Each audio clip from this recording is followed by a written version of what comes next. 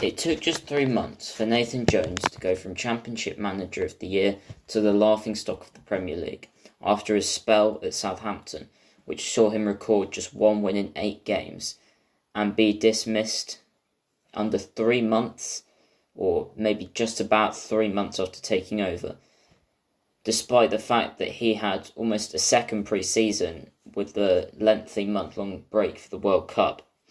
He was unable to convince the players or win over the fans, and his tenure, like his tenure at Stoke, ended in disaster, with the club bottom of the Premier League, 4 points adrift of safety, and the club eventually being relegated. Now, Nathan Jones has taken the vast majority of the blame from not just Southampton fans, but from all fans of football. There has been almost no one sticking up for him or coming to his defence.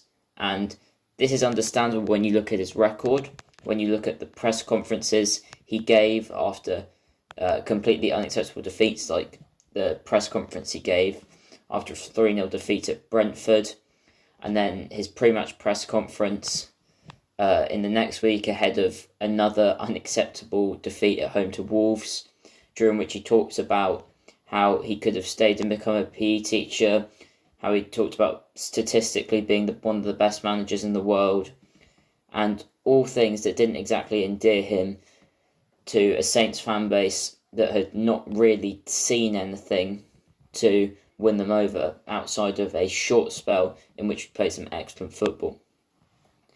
But is the treatment Nathan Jones gets fair? Sure, his tenure clearly had a terrible impact on the squad and was likely a key part of our relegation. But at the end of the day, he took charge of just 8 league games.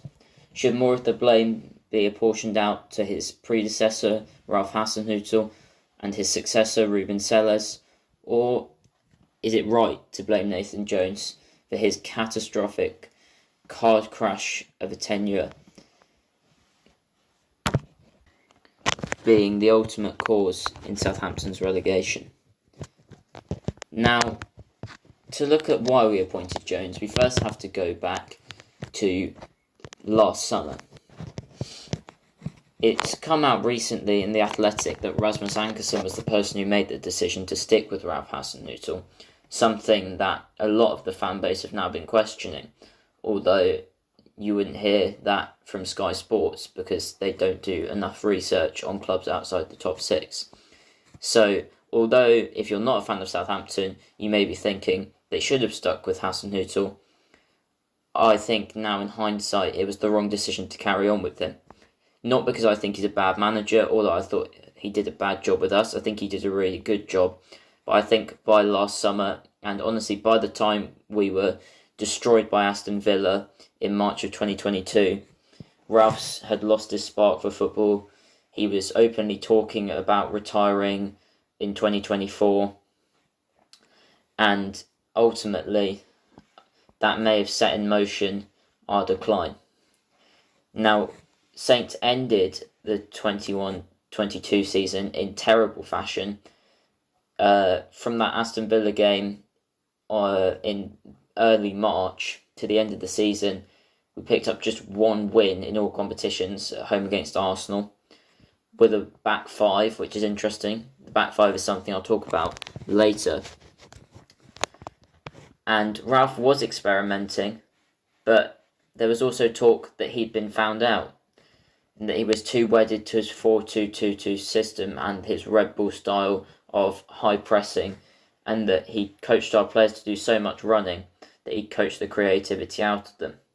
Now, I think coaching the creativity out of them is harsh, but the news that we turned down players like Eberechi Eze, Michael Elise and Jared Bowen is damning, because those would have been 3 top players, and Eze is one who we turned down for not working hard enough off the ball.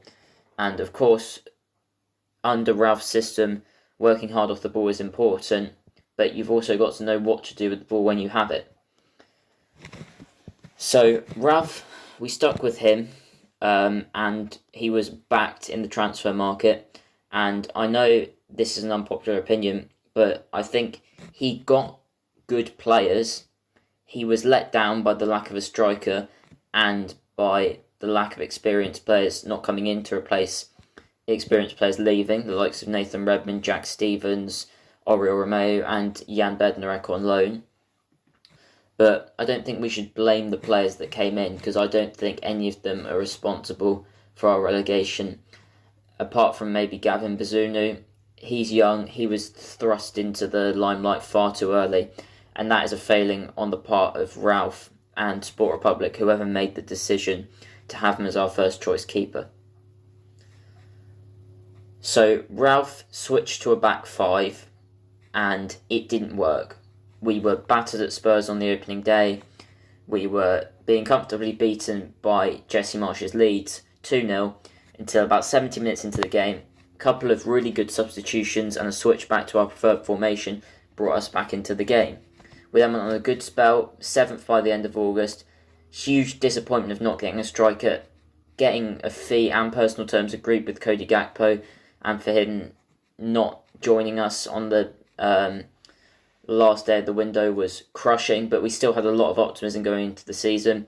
Loss at Wolves was a shame, then we lost to Aston Villa, then we lost to Everton, and the losses just started piling up.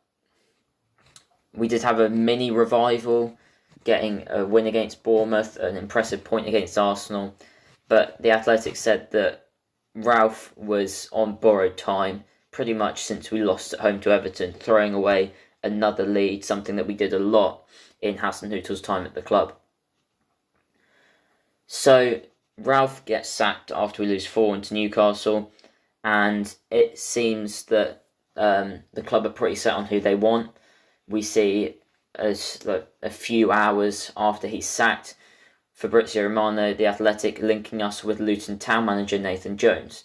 Now, Jones, I was initially sceptical, but I was quickly won round because he promised pragmatic football, which I think is really, really important.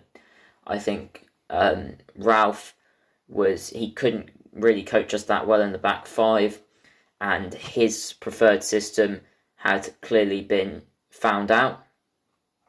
And Jones, perhaps this would have worked better when we didn't have any money. He was given basically next to nothing at Luton. I think their whole squad in the 21-22 season was worth about 1.5 million, or that's how much they paid for them to get that whole squad together, and it was challenging for the playoffs, which is just, quite frankly, brilliant. And he deservedly got Championship Manager of the Year. Now, of course, the step up from the Championship to the Premier League is tough. Che Adams had a very tough first season. Adam Armstrong still hasn't made that step up. But I could definitely understand Sport Republic's thought process and Ankerson's behind appointing Jones. Another thing Jones promised was man management, and we heard a lot about how Ralph had alienated too many senior players. We know for certain that the likes of Nathan Redmond and Jack Stephens both had fractured relationships with Ralph, as he cut a more isolated and cold figure. The appointment of Ruben Sellés as the new assistant or first team lead coach, as his official title is, was a step in the right direction, and behind the scenes Sellés clearly helped at least with bridging the gap between Ralph and the players. But Jones was billed as someone who would be able to get everyone pulling in the same direction, the fans, the players, all the coaching staff, everyone at the club. He wasn't able to do that though, and this is crucially a reason why he failed, because if his big thing is man management, why did he struggle so much with man management? And this comes on to another thing, how much were players to blame? Now, of course we can't blame this all on the players, but if they didn't buy into Jones's system, I think that is on them. You have to listen to the coach or manager, you have to, at least even if you don't agree with the system they're playing, you've got to do the basics. If not for the coach or manager, you've got to do it for your fellow teammates, do it for the fans, do it for the club. If there were players who weren't doing that, then it's understandable why Jones would have wanted them out of the squad. However, Jones is not absolved of blame here, because he clearly had his favourites who he would refuse to drop pretty much whatever they did. And there were some players who didn't get a look in. It took a while for Douye Caleta-Car to get a look in. And when he did, he was fantastic under Jones. And we went downhill again under Jones when Caleta-Car was suspended and not in the team. The case of Mislav Orsic could be a whole video in itself, but something obviously happened there. So if Jones was alienating key players, that is of course on him. And another thing that's on him is that he did have 5 weeks to put his plans into motion. And of course, a manager at Premier League level has to win over the players in those 5 weeks, has to get that system drilled in. But I think his key problem was that he was, again, too much of assistant manager. He was too wedded to his 5 at the back when really he should have just stuck with his instincts and played to the players' strengths, which is what we were told he did at Luton. It's what he did when he switched the style and formation up when we beat Crystal Palace, Man City and Everton in a week. 2 of those were cup games, unfortunately. If they'd been league games, we would still be in the relegation fight.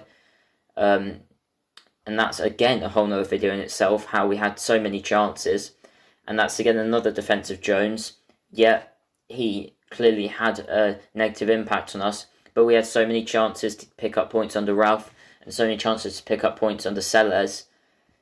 8 games under Jones, it might have dug the grave, but it didn't bury us.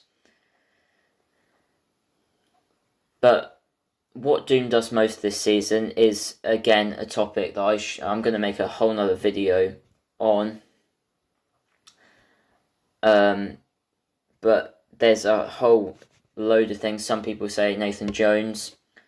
I think a lot of people say that. And Rasmus Ankersen, specifically in Sport Republic. Some people say sticking with Ralph. Some people outside the club saying sacking Ralph. Some people say settling for Sellés when we could have got someone better in.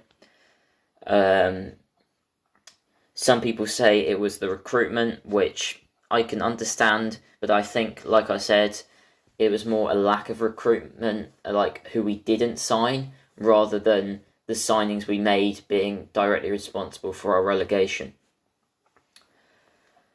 Another final thing is that would Jones have done better if he had the summer? Now, if Jones had had the summer, he might have had more influence over transfers, been able to buy players that would buy into his way of playing, his philosophy on football. But we saw that Jones had 5 weeks, basically a second pre-season, to win over the players, and he wasn't able to. So I'm not sure how much Jones coming in the summer would have helped.